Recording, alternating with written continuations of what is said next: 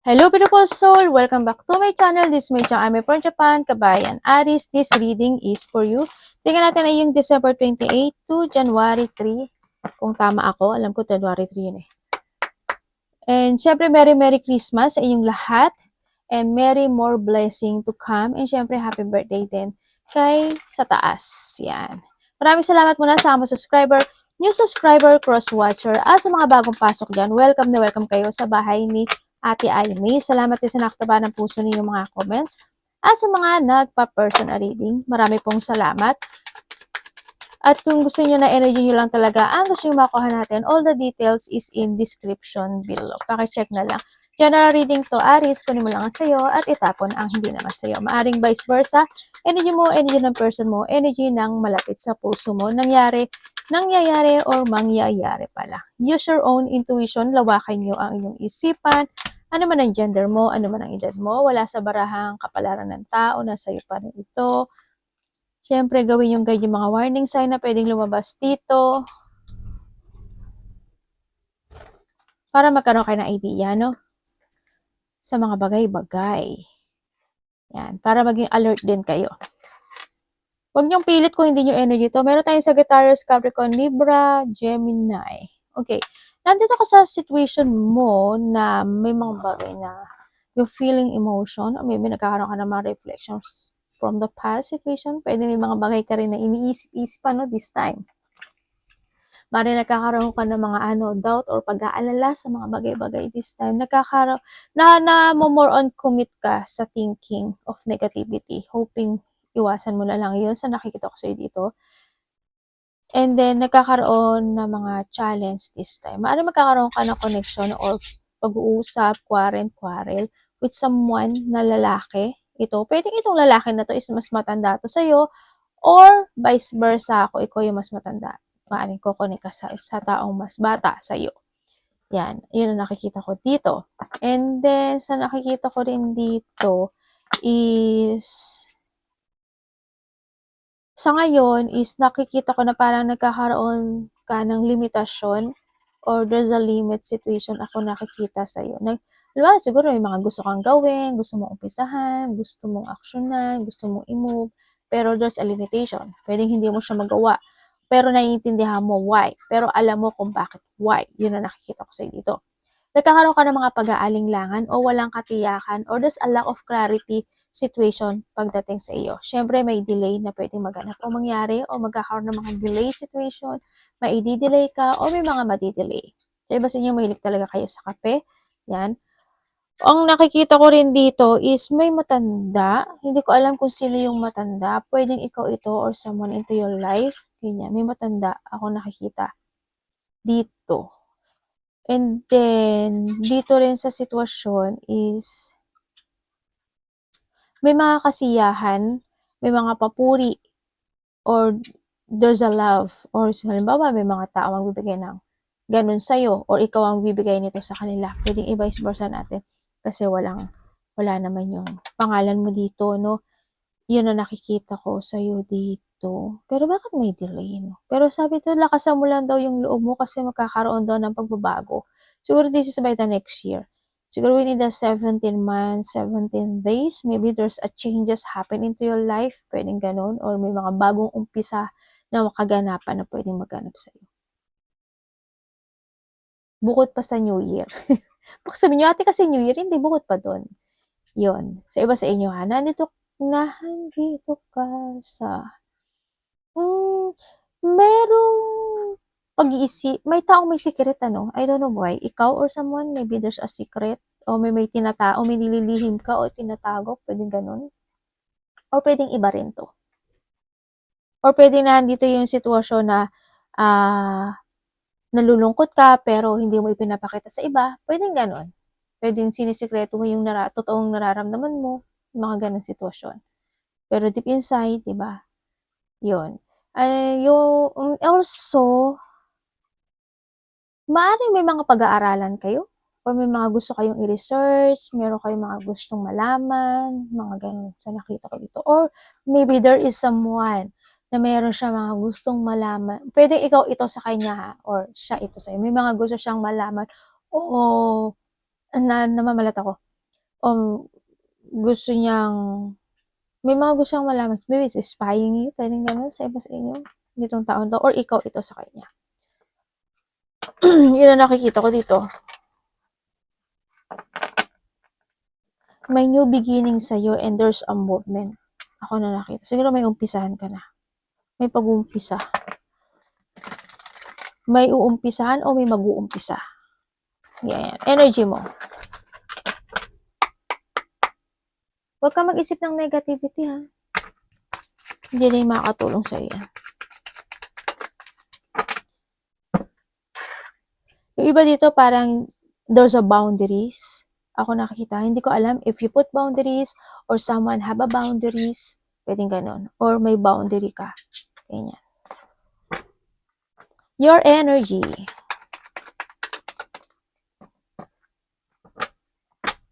Okay.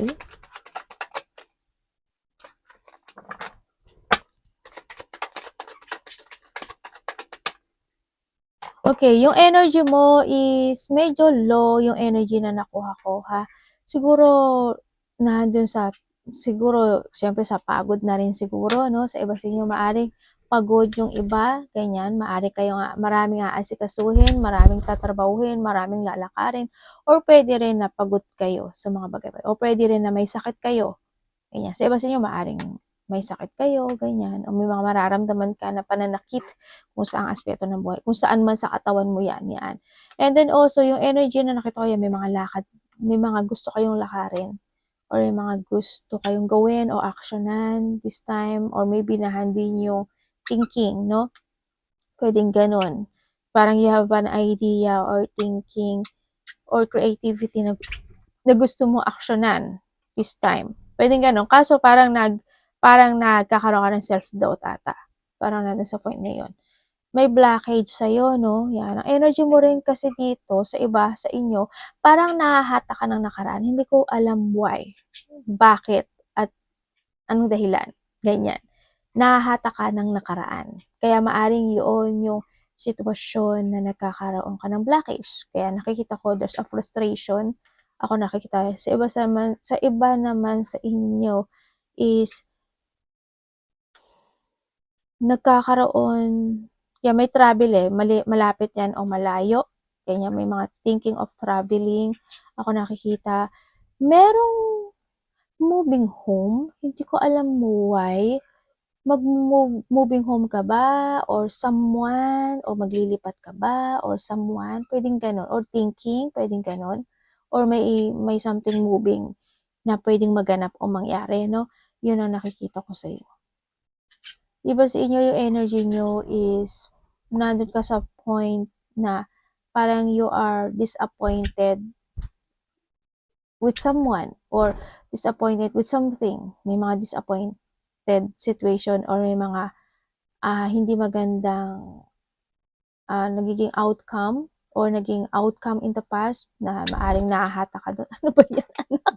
Kaya na pa ako nandun sa point na yun. Yun ang energy na nakikita ko sa'yo dito. Ano ba yun? Trust your intuition, ha? Tingnan natin yung parating sa'yo. May taong nagsisisi.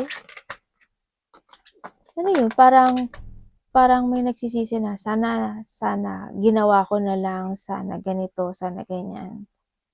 Parang there's a regret situation kasi. Hindi ko alam kung ikaw yun eh. Sana hindi ikaw. Tingnan natin parating.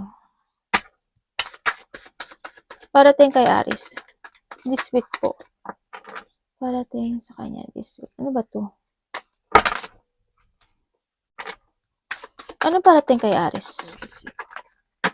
Thank you.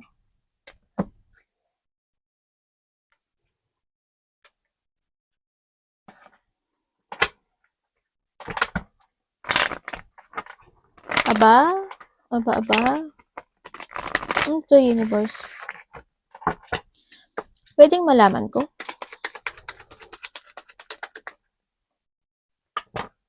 Okay.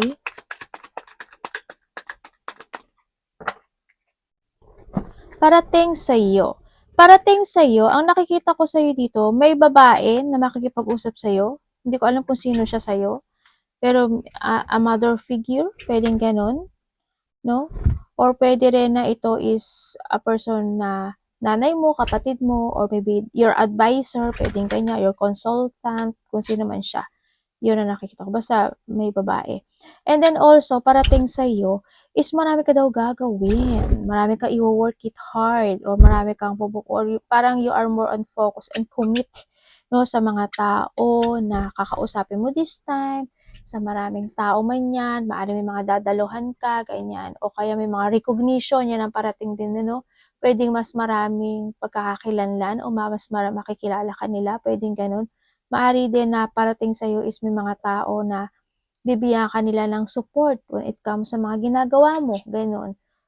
Yun ang nakikita ko sa'yo dito. And then also, parating din sa'yo, parang you will become a center of attention dito sa sitwasyon. Pwede rin na pag-uusapan ka. Ganyan ang nakikita ko sa'yo dito. Maraming aasikasuhin, i-work it hard, kukumpunihin,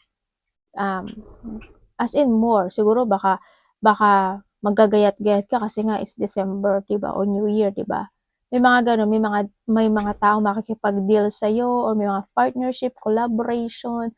Dito iba dito is community kasi maraming tao ako nakikita. Pwedeng ganyan. O kaya there's a teamwork situation, maaari magkakaroon ka ng mga ganong eksena sa iba sa inyo. You will become a center of attention dito sa sitwasyon.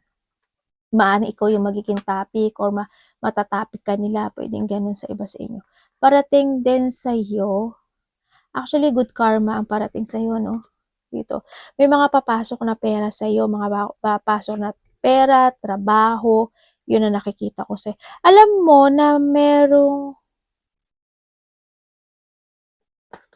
may mga bago ka daw gagawin.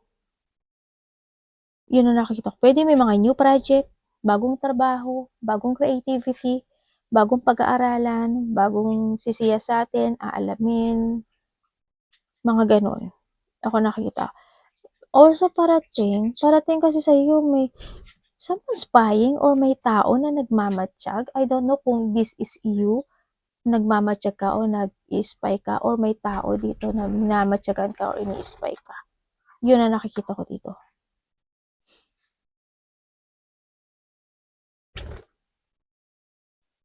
Yun ang parating sa iyo. Tingnan natin ano dapat niya iwasan. Aris, try mong tumaya. Kasi nakita ko dito na may mananalo. Hindi ko alam in what way eh. Pero there's a blessing, ang dami na yan. There's a blessing coming. Maaring iba dito is mananalo kayo by gambling, o may mga tatayaan kayo, o may mga papasukin kayo na pwedeng halimbawa sa if you are a YouTube channel, artista, or networking, social media, pwedeng gano'n, mas marami ka magkakaroon ka ng maraming connection. Or kung kayo naman is mga, maraming tao. Pwede mga sabong, karera, hindi ko alam yung mga basta may mananalo. In what way niya ibibigay sa'yo is iba-iba kayo, ha? Yan. Malaki man naman dyan, congratulations.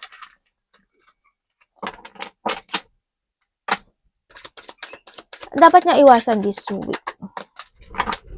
Pwede may pupuntahan ka o makikisalamuha ka lang sa maraming tao, pwedeng gano'n. Or mataong lugar.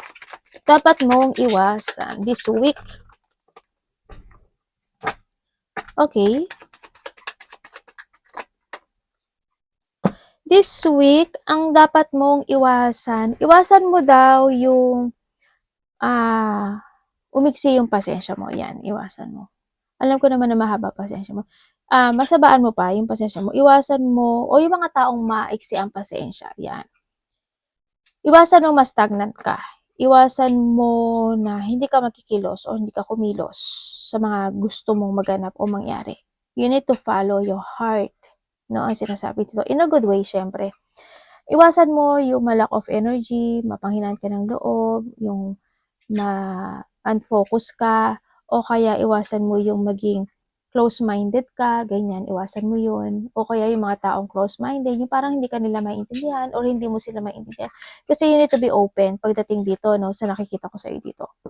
Open lang, pakinggan mo sila o kaya makinig ka, no? Kaya sabi ko sa'yo, habaan mo pa yung pasensya mo. Iwasan mo, or yung mga tao na gano'n. Don't, gano'n. Tsaka iwasan mo yung mga mental distress, pag-aalboroto, pag-aalala, yung mag-isip ka ng kabiguan, o kaya yung mga tao na matampuhin, ganyan-ganyan. Paliwanag mo maigi sa kanya kasi ganito, ganyan, ganyan, ganyan, gano'n. And that also, iwasan mo yung hindi ka makapag-move on in some aspect of your life if there's need to move on. Ako nakikita, or need to fix to move, pwedeng gano'n. Sa iba sa inyo, anak! Yun ang nakikita ko. Iwasan mo na matakot ka na gawin o tapusin yung mga bagay-bagay sa buhay. Kasi if ito is makakatulong para sa'yo, para gumaang yung situation, this is the time. Ibig sabihin dito, no? Kasi iba sa inyo, maaring may mga bagay o sitwasyon kayo na hindi nyo pa naayos o na-move o natatapos or may mga ganon, no? Sa nakikita ko dito. Yun. Tsaka yung hindi ka mag-focus sa to your idea, yung sumubok ng mga bagong bagay, yun ang nakita ko sa'yo. Anak ba? Baka nga anak. Tingnan natin ang yung love. Kapatid, anak, magulang, karelasyon, kaibigan, pamilya, kung sino man itong love ni Aries. Yung mo. Yung anak ko, kumakanta pa. Love ni Aries. Patay tayo dyan. Ganito. Sabi dito, can we talk? Tapos sabi naman isa, why?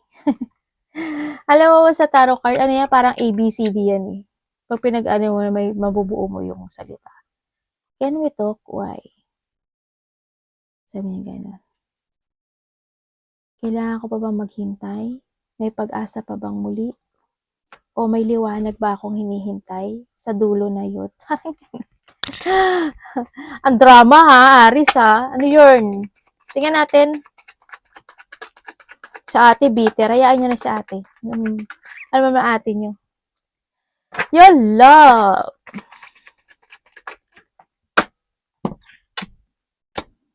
Okay, when it comes sa love. Okay, when it comes sa love, kung you are single, sa nakikita ko sa iyo, there's an offering naman. No? Ibig sabihin, may tao dito na nakakaroon siya ng emotions pagdating sa'yo. Itong tao na to is, I think, kilala mo na siya. Sa nakita ko dito, or matagal mo na siyang kilala. Pwedeng ganun. Or pwede rin itong tao na to is meron siyang, or vice versa tayo, meron na siyang anak, ganyan. O kaya itong tao na to is still in a burden situation, o pwedeng ikaw ito or siya ito ha. Meron siyang baggage na hanggang ngayon is bit-bit niya.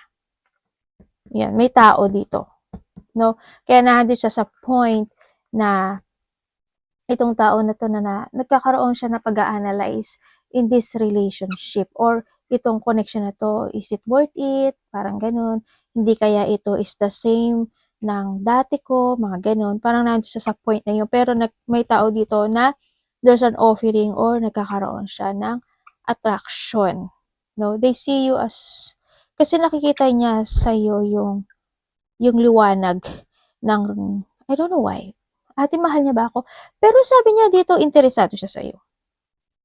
Yun ang sabi niya dito. Pero merong, either ikaw ito or siya, parang there's a baggage pa rin siya na buhat-buhat dito sa nakaraan siguro niya to. Sa iba gano'n. Sa iba dito may anak na to. Sa iba dito is kilala niya na talaga siya. O dati niya na siyang kilala. At nagkaroon lang uli kayo ng connection or magkakaroon kayo ng connection. Basta vice versa tayo ha. Yun. Kung kayo naman is separated. Kung kayo is separated kasi, dito kasi sa sitwasyon nagkaroon kasi ng pagmamando. Pwedeng ganun. Nagkaroon ng pagmamando or nagkaroon ng pagsisinungaling. Ganyan. O andito yung sitwasyon. Pero ang nakikita ko kasi dito, maybe isa sa inyo naging very emotional or naging immature in this relationship. Nagkaroon ng mga rejection. Pero ang sabi niya kasi dito, they still reminiscing and naiisip niya pa rin itong relationship na to. Na hindi pa rin they still holding itong relationship na ito, no, sa nakikita ko dito.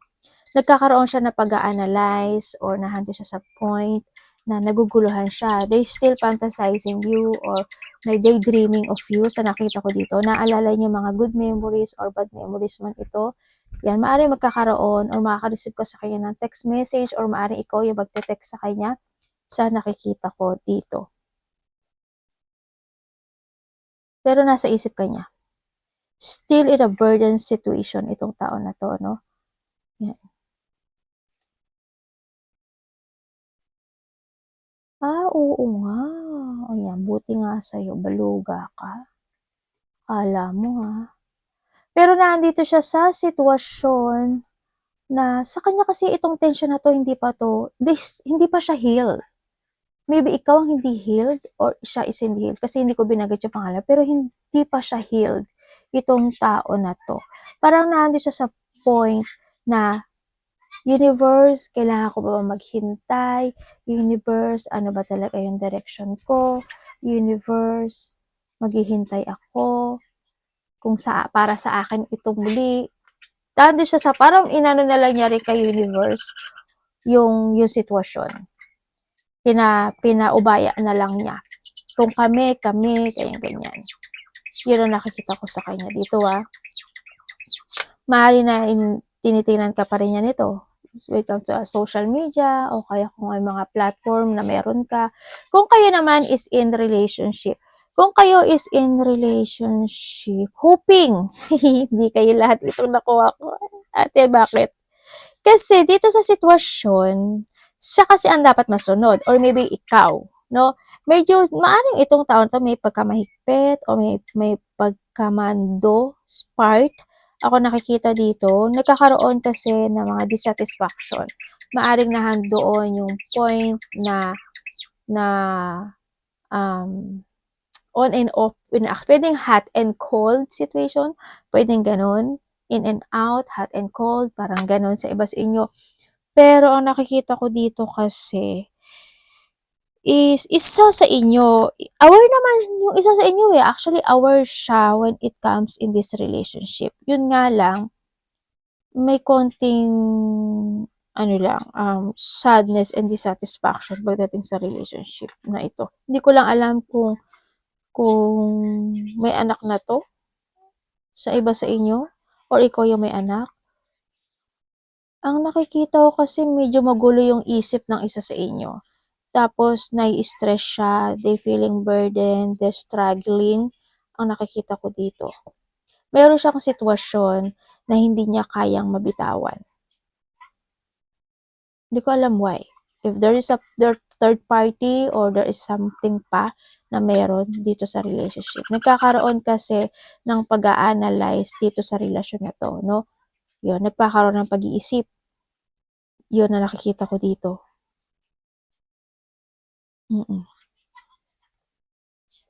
Parang may iniisip siya na bagay o sitwasyon. Oo nga, they're feeling sad. Hindi niya alam kasi may nagkakaroon siya ng tupat dito, no? Hindi niya alam kung saan siya patungo. Ganyan. Hindi niya alam sa kaliwa ba siya, sa kanan ba siya, gano'n. Sa may mga third party to Kung wala naman kayong third party, itong tao na to, and you need to be aware dito sa tao na to. Why ate? Kasi medyo may pagsisinungaling. Or pwede rin naman nililihim siya sa'yo. Yun ang nakikita ko dito. Mag-trust ka sa intuition mo. And kung may mga bagay na kinokontrol ka niya o minamanipulate ka niya, well, it's up to you yan. Kasi alam mo naman na love is blind, di ba? Yun. Dito kasi, sa nakikita ko dito, medyo maaring nahandoon sa point na minsan siguro may mga bagay na ayaw mo pero kailangan mong gawin. Pwedeng ganun. Pwedeng tinatakot ka niya or natatakot ka sa kanya na baka ganito, baka ganyan. Mahal niya ba ako, te? Ha? Sabi pag ang tao kasi, ikaw na lang magsagot.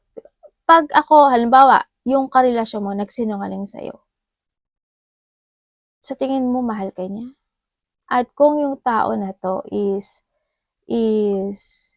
minanduhan ka niya at diniktahan ka niya, halimbawa, sa tingin mo ba mahal ka niya? Ate, kung good naman yung pagmamando, hindi kasi dito sa nakikita ko dito, this is not a devoted feelings pagdating dito. Ang nakikita ko kasi dito, you need to go to the flow in this relationship. If you want me, go to the flow. Kung gusto mo ako, sumunod ka sa akin kung ano yung gusto kong sabihin. Or ano yung, ganon, kung anong sabihin ko sa'yo. Pero nasa sa'yo yun. No? Nasa sa'yo yun. Pwedeng ikaw rin ito sa kanya. Pwedeng siya ito sa'yo. Vice versa po. Pero kasi dito kasi si Angels. Nasa sa'yo yan. Kasi iba-iba kasi tayo na iba-iba tayo ng situation pagdating sa love. Your money, Aries. Yung iba naman sa inyo, maaring itong tao na to is bago pa lang kayo. Kaya ang nakikita ko sa iyo dito is maaring nahadon ka sa aware ka sa tao na to kasi hindi mo alam kung nagiging totoo ba siya sa'yo o hindi. Or pwedeng siya ito sa'yo. Yun ang nakikita ko sa iba. Yan, explain ko na para mas maintindihan nyo.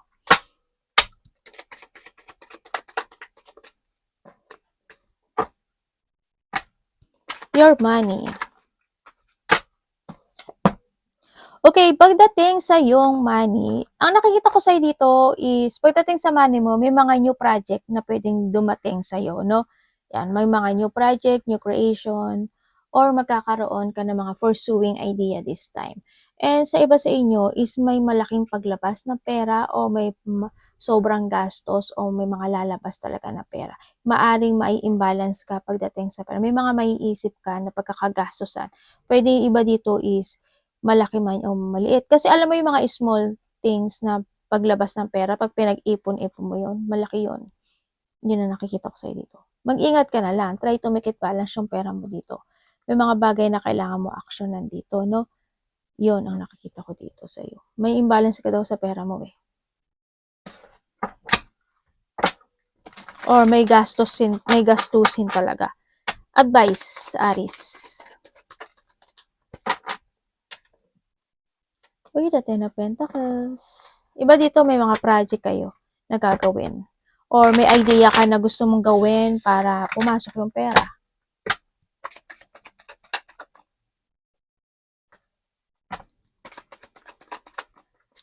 When it comes sa advice, may hingi pala sa'yo ng the King of Wands and the King and the Queen. Oh.